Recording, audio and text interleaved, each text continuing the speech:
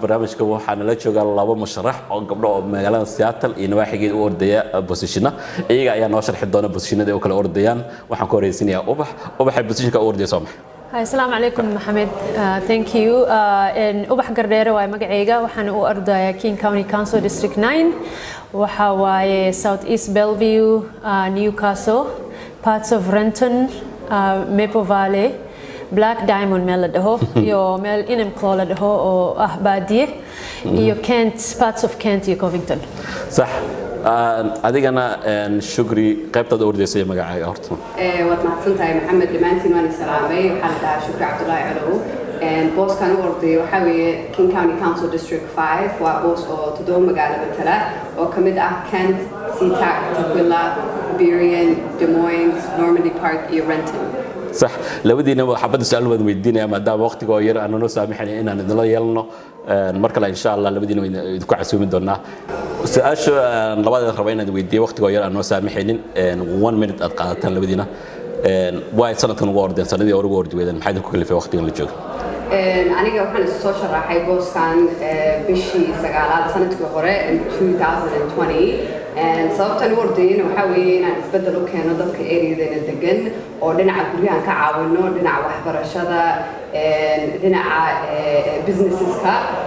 waana loo baahan yahay qof oo garanayo dhibaatada dadkeena haysta oo wax u qaban karo insha Allah saacade wax anigana honestly last minute aan decide gareeyay inaan soo sharaxo bishii Ramadaanka wiiga koowaad shaqadii intaan fasax ka qaatay intaan iska nasan lahaa waxaan dhahay maxaa kala sameynaysaa marka aniga honestly dhinaca community-ga iyo dhinaca dawladaba waa usoo shaqeeyay waxaana hadda especially covid the last 15 months una saameeyay anaga handaan nahnay dadka Soomaalida Muslimta ama dadka laga badan yahay anaga noo eg marka waxaan isku soo sharaxay redistrictingkana meeshan deganaha wuu isbedelaya ina just aan ogaado dadka aan hadda matali doono waxa saameynaya wax ka bedelo especially dhinaca economic development in la maalgeliyo dhinaca small business stabilization ka housing ka oo city of Seattle aan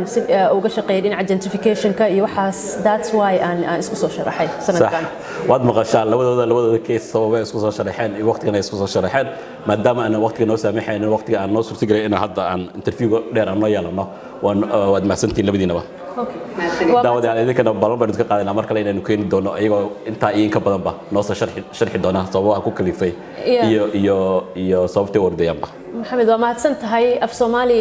fiican ana markaas la imaan doona markaan interview ga imaan insha Allah waxa shukri waxa la deystay wallahi baa waagi hor markii dambe ka dalacday marka